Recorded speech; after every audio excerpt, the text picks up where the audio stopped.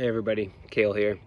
We are going to do a little bit different video today. All right, we're going to specifically dive into folks who are still waiting for their one.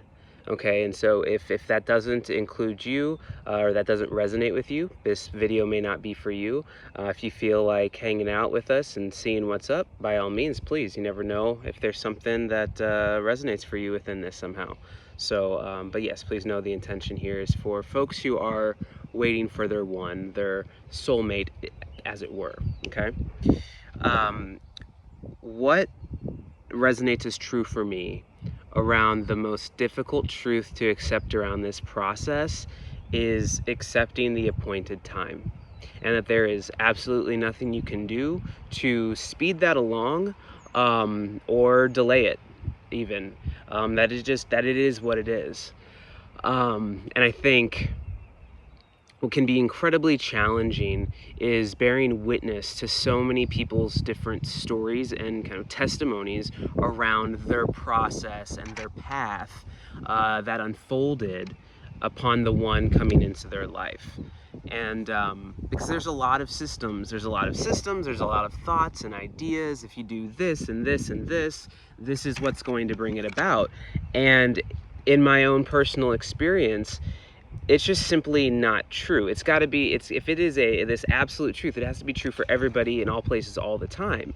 And as evidenced by a variety of stories of people meeting their one, their soulmate, whatever resonates for you around that, the stories are far too varied, right? So, you know, there's the end of people who have gone out and dated a ton, and if they find the person, they'll say, oh, it was a numbers game, you know, I just had to keep dating, that's what I had to do. You'll have another person who says, actually, the thing I had to do, I had to stop dating, and I had to just really focus on me, right? And then they showed up, you know, or as soon as I let go, it happened, right? You have that one, right? And then you have people who are like, yeah, and I've let go about 12 different times, right? And it's still nothing, right? You have the notion of like being completely celibate whilst waiting. You have people who are like out and about, gallivanting as they will, and that's when they meet their person randomly from like a, you know, Tinder hookup or Grinder, whatever their thing is that they're doing, right? And then they meet this person there, you know. It can be the most random, seemingly, right? Or it can seem like the most logical. It can be during a moment of the peak of someone's like self-love journey, and they've just healed X, Y, and Z, and like, and aha, and like here they are, and they're shining in their full magnificence and potential, and now that person joins them. And then you have other people who are like in the pit of despair, and perhaps there's some self-loathing there, or things are just a complete disaster, and that's when they meet the person. This is the reality of what people have shared around their own lives. And do we always know where that goes? And like, people, well, was that really their soulmate? And well, what about multiple soulmates? Like, we've got all of this stuff. There is so much noise around this topic, right? And it can be all-consuming and very frustrating, and certainly leave a person, right, trying to figure out, well, what's the right thing for me? If I can just figure out the right thing, or if I can just let go enough, or if I can just heal enough, or if I can just be okay enough without it, or whatever that thing is, right? There's all of this stuff. And what resonates as the deepest truth for me is that all of that is irrelevant in terms of there being a recipe. Sure, there may be something specifically on, like, within your journey and path that like naturally comes before, and then there's this after, right? That can exist, certainly, but there's no, well, I did this, so maybe try that, right? If that's your path, then that's your path. But I find perhaps the deepest comfort in this notion of there being just an appointed time. Like, there's just a time that it's going to be, and that to me is what is able to transcend everything else. That to me is what's able to give kind of more evidence, truth, justification around any story that I've heard or seen. Is simply, there was a time, there was an appointed time for them to meet this person, and all the other details around it are on one end, I feel inconsequential, and on another end, perhaps incredibly specific to that path. Hopefully you're picking up there what I'm really trying to say with that, because what I'm trying to definitely speak to for folks that are tuning into this and who are still on their path of waiting for their one is to really sink into this notion of an appointed time, and we're going to go into why. But I do believe that that's going to ultimately be the space where you're going to be able to find the most peace, and the space that will allow for the most healing, and not because of manifestation, but just general healing for you, right? Okay, so let's go in a little bit deeper here. Taking a look at my notes. And I really want to hone in for a moment on this notion of loving yourself enough. As I just said, there are plenty of people who are like at various places in that self-love journey, and that has not stopped their one from coming in. I really do not believe it's about that. I think it's incredibly harmful to keep telling people to just love themselves enough. Naturally, when one is in a space of greater healing, of greater self-love, like naturally they will make different choices. They'll have perhaps a different sense of confidence. Again, like that is true, and that may appear to be then what attracts a person to them. I'm just gonna say I'm not buying it. I'm not buying it. I think if there's a natural evolution along that path, fine, I can get behind that. But as a whole, I don't think, again, I don't think it's right, and it doesn't translate against every single person's journey that they require, that they were required to be at a certain point of self-love before they experience the person. And yes, again, healing through certain patterns, or if we keep choosing really harmful things for ourselves, that's not great. And there are plenty of stories where people have been in bad relationships and toxic relationships, and lo and behold, their soulmate comes along, and then they move out of that other relationship. And like, this is what I'm saying, like, there is no specific recipe, and unless you have had higher guidance that literally tells you these are the steps for you, that Amen, right? Like, honor that, for sure, honor that. That's coming in specifically for your journey and for your path, right? Like, in that sense, then great, follow those steps, and if we want to call that a recipe, then wonderful. And again, hopefully you're able to take in what I'm saying or not saying, around just other people's recipes.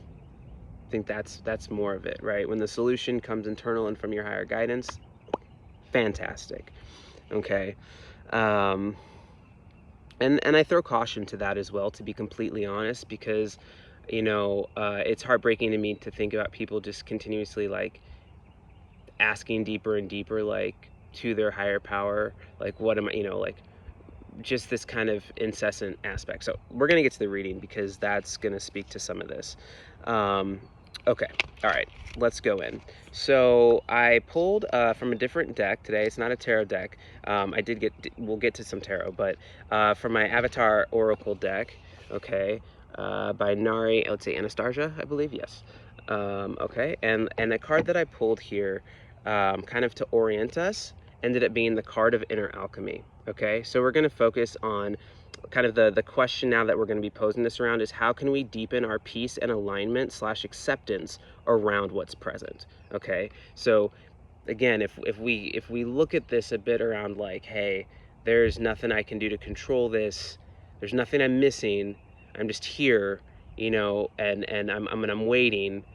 How can I have more peace and alignment and acceptance around this process, and how can I inner alchemize that within my being to experience more peace and more joy around this process? Okay, so we're starting there, and we're going to look at the truth that's present for us. Okay, the truth that is present for us, perhaps for some a pattern. We'll see what's present, and we get the let's see, what was it? The Eight of Wands. Yes, we get the Eight of Wands in reverse. Okay, and this is what it looks like upright. We'll just pause it there. So the poem here was, arrows of love when sprung will fly, shooting sparks across the sky. Make intentions, trust it now. Calls are headed, but don't guess how. Or calls are heeded, but don't guess how. I love that. I love that we start off this particular reading with the arrows of love. Fantastic. That makes me smile. This is called the card of magical intentions in motion. Okay, the card of magical intentions in motion. And a couple things that Sasha Graham, that's my deck, Tarot of the Witch's Garden, Sasha Graham, Nataša, Ilínčíć. That Sasha Graham references is, all has been done for now, needs and wishes have been sent, nothing left to do. She says that the following card often indicates how and where desires manifest, so we'll go into that a little bit. And then trust the universe in the present moment to always deliver exactly what is needed. Okay? And so, to me, this is really saying, like, there's nothing left to do. Like, your intentions are clear and known.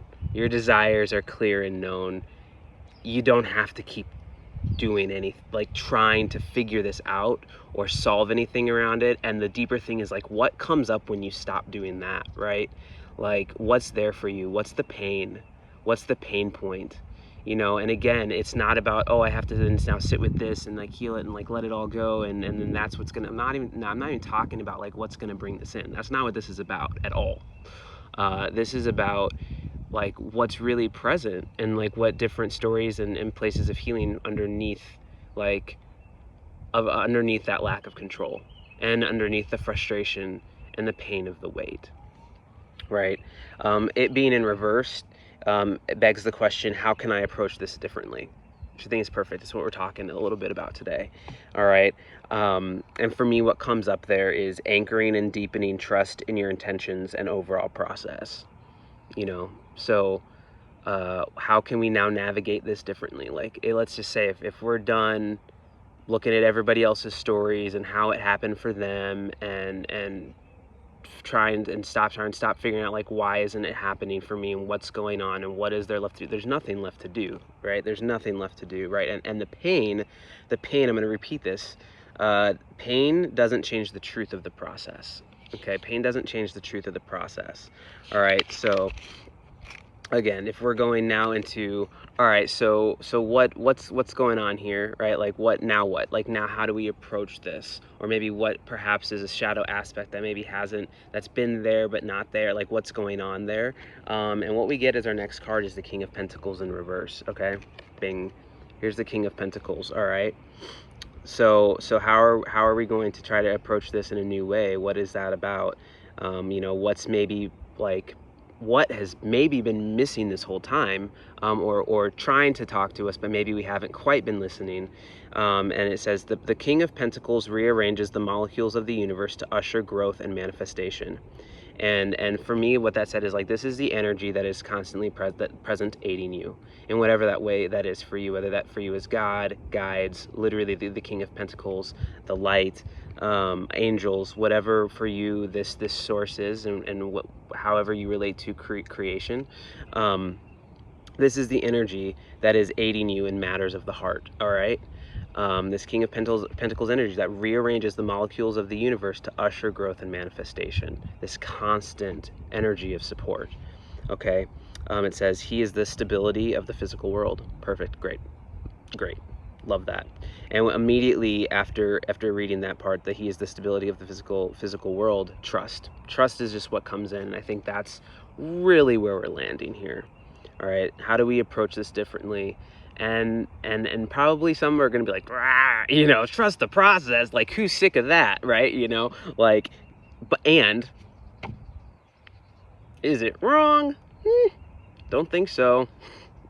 Kind of the only thing left to do, the only thing we can really work on is our trust in the process, and really look at that.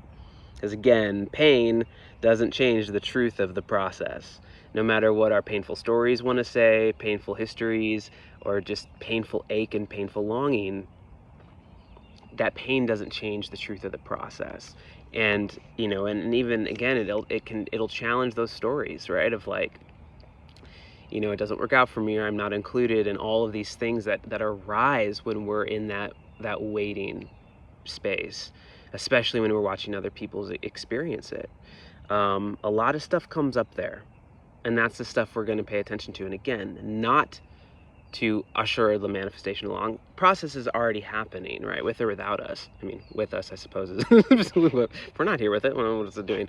But it's there, right? And you know, there's no controlling that. There's no controlling that. But we can look at our relationship to the pain of it and what's coming up, just for our own, again, experience it with greater ease and greater peace, greater joy. Yes. All right. So how, a question to ask, how can I trust this path and process despite pain and appearances? And that's what we're going to dive into. And that question leads us to, we had the Seven of Swords in reverse, and I'm going to bring it upright. All right. So what is possibly the medicine here? What is possibly the medicine here of how I can trust this path and process despite pain and appearances?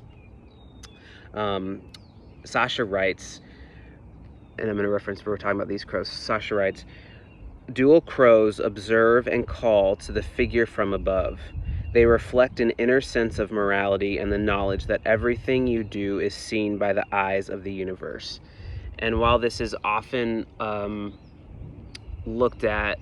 can often be looked at around like not deceiving or just really watching like what you're doing in the world, what with this particular reading, what landed for me around this, especially with these crows, was the reality that that you are seen and heard, and you are cared for, and you are loved. Like, you are not lost to God, to source, to your creator, to your guides, to your angels, to the universe, to whatever that is for you. Like, you are not lost. They know exactly where you are at all times. Every thought, every need, every desire. You are not lost. You are known, you are found, you are not forgotten, you are remembered in every single moment. Okay? And really, you know what this is about, this inner alchemy here, right? And we're alchemizing all of this together. Okay, so we're alchemizing we're alchemizing the trust, right, with our intentions, okay, and the fact that we are deeply loved and cared for, okay, and that we're provided for. We're alchemizing all of these three things together as kind of our next step here, like, right, like we're done. We don't need to keep setting intentions. Intentions are known. We're good there. And if it helps, like, if you find joy in the process of refinement and continued clarification, you know, if you like to journal and like just kind of write out like, oh, okay, like, I'm actually recognizing, no, I desire more of this or that or whatever else. I mean, whoever it is going to be whoever they are at the end of the day. So, you know, good luck, you know, so whatever for your highest journey and for your deepest growth and greatest healing and greatest love, right? And to bring that, to create that home and that peace and to have that mate to venture through this world with, right? And so, you know, trusting that is known, that is seen, already chosen, already here for you. Again, and I know some of what I'm saying, it may not resonate. Different ideologies, different ways of thinking about, you know, whether like that already exists or doesn't exist, you know, and but to each their own. Absolutely. This is just sharing what resonates for me. And it is that like it is known. And so you're on this path and of active waiting, right? You're doing your life, and eventually it takes. So we're moving away from doing too much around that. Do what feels joyful around that, not an attempt to figure it out, more as an attempt to, you know, I guess if you want, you know, there's nothing wrong with continuing to pray. Just notice where you're praying from and the energy by which you're praying. Are you praying rooted in trust? And if not, perhaps maybe the prayer can shift the trust, you know, like, you know, I'm struggling to trust this. I want to trust that you're truly taking care of me despite, you know, what feels like I'm not being taken care of here. I'm not being provided for. How can I can I heal that? And to me, all of this is really about healing with that relationship with your higher power, with your creator, with the universe, with whatever that is for you, with the relationship to provision itself, to the relationship to love itself, whatever all of that is. I trust that you'll know for yourself what the deeper pain points are, and where greater healing and greater tending to can be nurtured. And again, for me, this is all like what really allows for an embodied sense of peace through this process.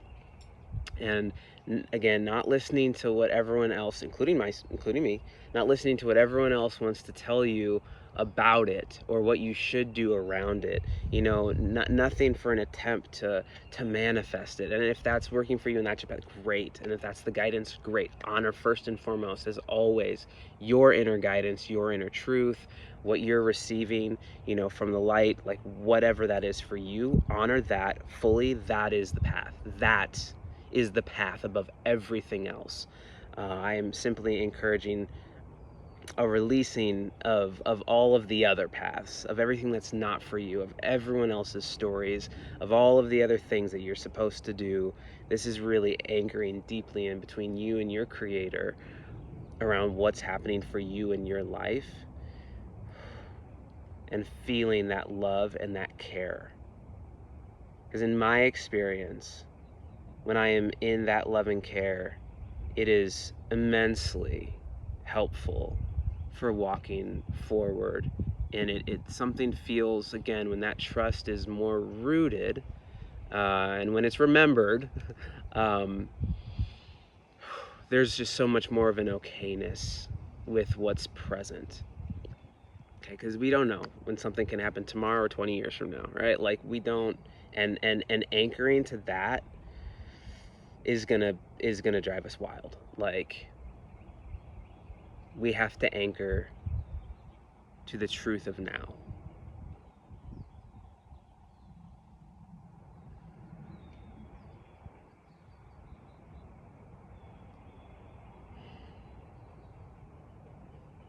And when we can drop out of that story, of any of those stories, and sink to the deepest place within our heart, and to hold and be held,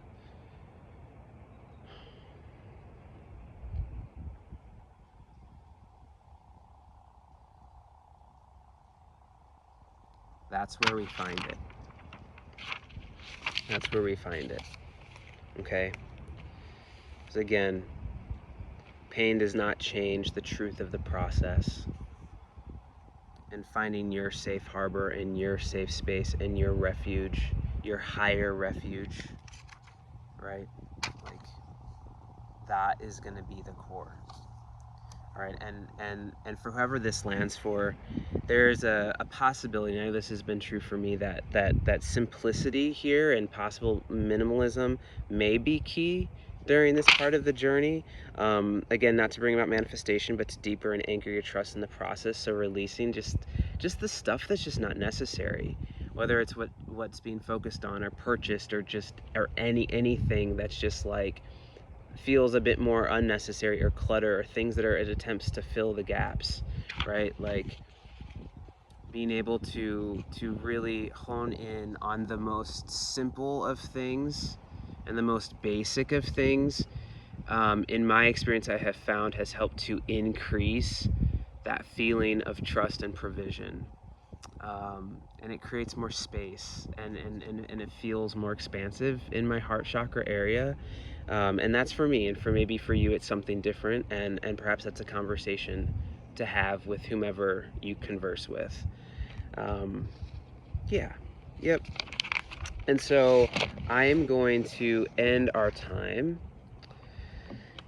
with a blessing from Lucy Cavendish's Blessed Be deck. They are mystical Celtic blessings to enrich and empower. And when I pulled a card, I happened to pull the blessing, a blessing to bring prosperity. And I love what's written here. It's just in perfect alignment with what we're talking about. A blessing to bring prosperity. a blessing for you so that you will always have enough to support you and see you thrive. Dearest friend, may there be more than what it is that you need, yet always let you be appreciative of all the gifts you have been given. May the natural prosperity and gifts of each season be yours, the fullness and wide open arms of summer and its rich harvests. May the falling of the leaves of autumn bring you the urge to let go and bring in and do what must be done. Let the depths of winter bring to you the richness of the inner light and life, the cold reminding you of the great golden heart at the center of you, and allow the spring to bring to you the green shoot pushing through new beginnings. May there be plenty for adventures beyond your home and hearth. Let there be sufficient so that there is always wood in your fire, food in the pot, and light shining down upon you.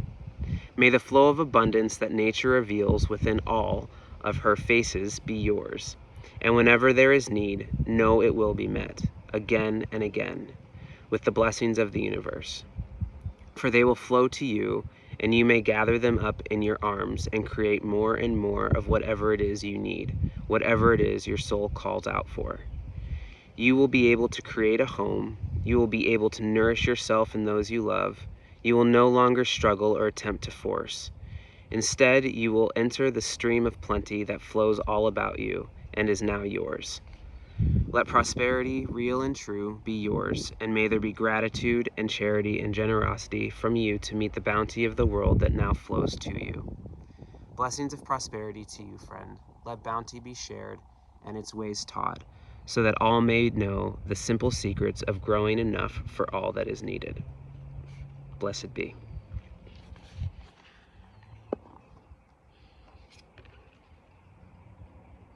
I love that. And you know, I'm mindful, depending on where folks are in their process and in their pain right now, that can all feel like a bunch of hogwash. that can feel like a little bit too much love and light. And I hope that there's something there for you. Maybe in another moment you return to this and it lands different. For some, it may have provided a bit more peace and affirmation.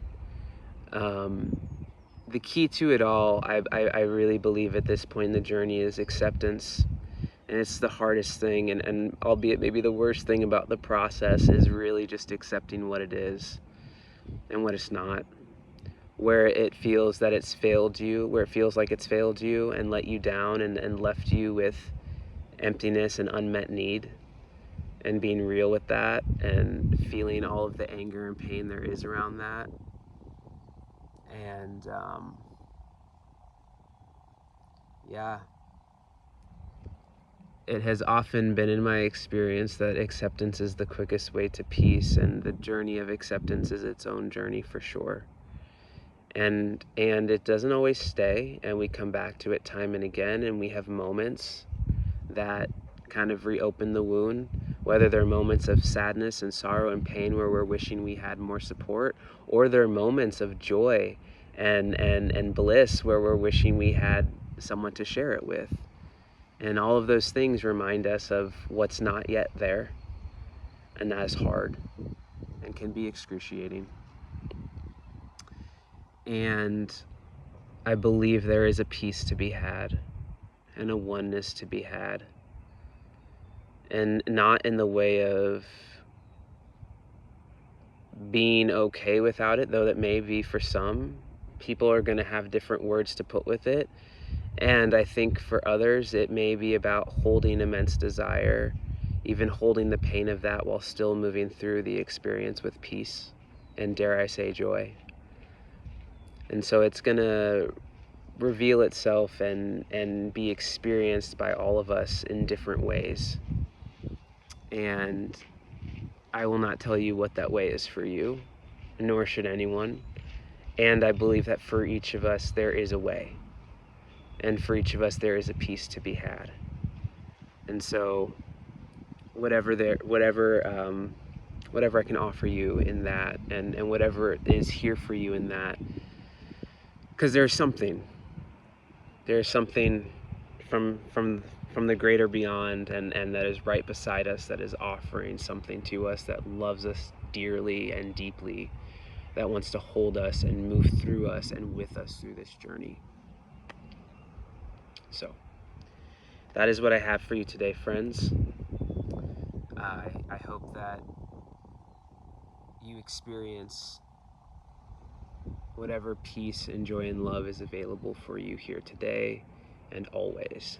Okay, so until the next one, be well, be safe, and be loved. I'll see you then.